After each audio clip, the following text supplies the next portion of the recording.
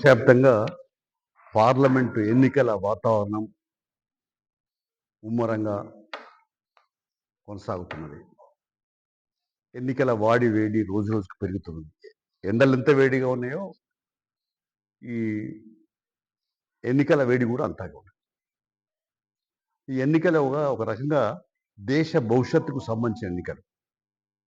ఈ దేశంలో ప్రజాస్వామ్యం ఉండాలన్నా నియంతృత్వం ఉండాలి అనే రెండు సవాళ్ళ మధ్య ఎన్నికలు జరుగుతూ ఉన్నాయి. మనం చూస్తూ ఉన్నాం 52 నుంచి 72 దాకా ఎంపీలుగా ఉండేవాళ్ళు.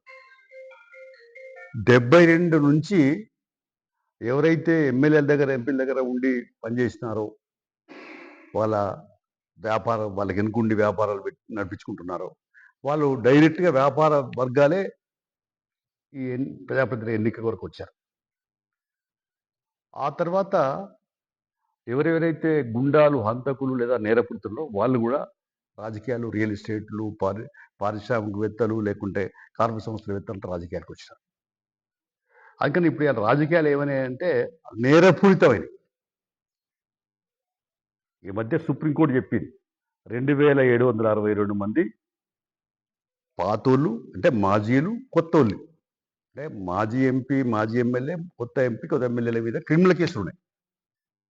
నిన్న ఈ మధ్యలో కథనాలు ఏంటంటే సగానికి సగం మంది నేరపూరిత చరిత్ర కలిగిన వాళ్ళే ఇవాళ ఎంపీలు, ఎమ్మెల్యేలు నిలబడుతున్నారు. అంటే ఎటువైపు పోతుంది ప్రజాస్వామ్యం? డాక్టర్ బిఆర్ అంబేద్కర్ రాసిన రాజ్యాంగంలో పేర్కొన్నదేమో ప్రజల చేత, ప్రజల ద్వారా, ప్రజల కొరకు ప్రభుత్వం. కానీ ఇవాళ ప్రజల చేత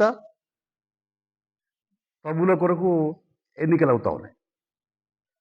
ఎన్నికలంటే డబ్బులు, ఎన్నికలంటే వ్యాపారం, ఎన్నికలంటే పెట్టుబడి.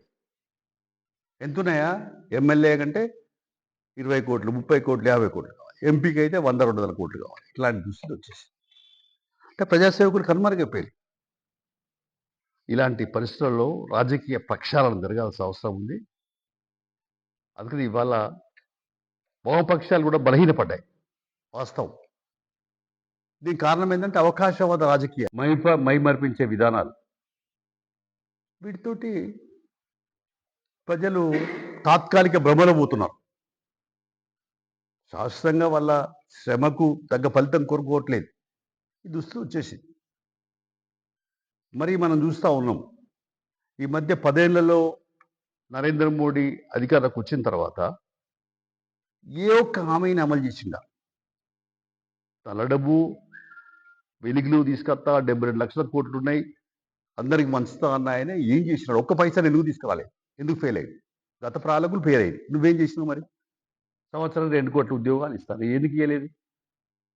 ధన్మన్ ఖాతా మరి ఏమైంది? అది ఖాతాల డబ్బులు అంత ధరలు ఎట్లా పెరిగిపోయినాయి, మడుతున్నాయి కదా. అలాగే కార్పొరేట్ సంస్థల ఆస్తులు ఎట్లా పెరిగిపోయినాయి, అంజనీని తోకలాగా పెరిగిపోయినాయి. మరి పేదవాడిని బతికెట్లున్నది? బతుకుతాడు, నేను బతకట్లేదని చెప్పలేను, కానీ ఎప్పటికప్పటికే ఇవాళకి మరి పేదరికం పోలేదు. డాక్టర్ బిఆర్ అంబేద్కర్ రచించినట్టు రాజ్యాంగంలో పేర్కొన్న ప్రాథమిక హక్కులు కూడా అమలు కాలేదు. అయితే ఆయన ఇంకేం చెప్పినాడు? పౌర హక్కులలో అన్ని హక్కులు కల్పించాడు. Primary rights of the citizens of India. అందులో ప్రశ్నించడం ఇది తప్పనిసరి. ఎందుకు ప్రశ్నిస్తారు? హక్కుల కొరకు ప్రశ్నిస్తారు. హక్కుల కొరకు ప్రశ్నిస్తే అరెస్టులు. ఇప్పుడు ఇవాళ లేకుంటే దేశద్రోహం కేసులు, పీడీ యాక్ట్లు అన్ని పెట్టి చిత్రహింసలు పెడుతున్న పరిస్థితులు. అందుకని ఈ దేశంలో ప్రజాస్వామ్య ముసుగులో పాలన సాగుతుంది. అంతే. అసలు శిస్తులైన ప్రజాస్వామ్యం అనుకోవడం వీల్లేదు. అయిపోయి దాని పరిస్థితి అట్లా అయిపోయి. కాబట్టి ఇలా మతోన్మాదం, హిందుత్వం లేదా రాజ్యాంగమే మార్చేస్తాం.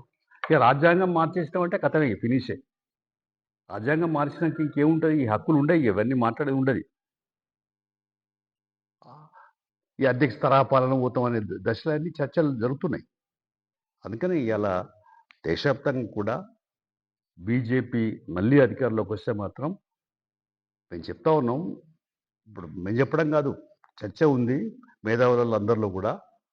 ప్రజాస్వామ్యం మనుగడకే ప్రశ్నార్థకం, నియంతృత్వానికి సోపానం. అందులో మన తెలంగాణకు వస్తే ఇక్కడ కూడా బీజేపీ పుంజుకోవడానికి అనేక ప్రయత్నాలు సాగిస్తున్నది. అయితే మునుగోడులో మేము దాన్ని బ్రేక్ వేయగలిగినాం వామపక్షాలు. బీఆర్ఎస్ దాన్ని నిలుపుకోలే, అహంభూతంగా వివరించి పోయి ప్రజాస్వామ్య పద్ధతిలో మేము పాలన సాగిస్తామని చెప్పి మాకు హామీ ఇచ్చిన కేసీఆర్ ఓ రకంగా మాట తప్పాడు. వామపక్షాలను మోసం చేశాడు, ఓ భాష చెప్పాలంటే. అందుకని ఆయన అనుభవిస్తున్నాడు. వామపక్షాలకు మోసం చేసిన వాడు ఎవడూ బాగుపడు. ఇది మాత్రం వాస్తవం, ఇది గుర్తించాలి. ఇవాళ విభజన హామీలు ఏ ఒక్కటి అమలైందా తెలంగాణకి? ఒక ఇరిగేషన్ ప్రాజెక్టుకు ఏమైనా జాతీయ హోదా ఇచ్చారా? కాజిపేట రైల్వే కోచ్ ఫ్యాక్టరీ ఏమైంది?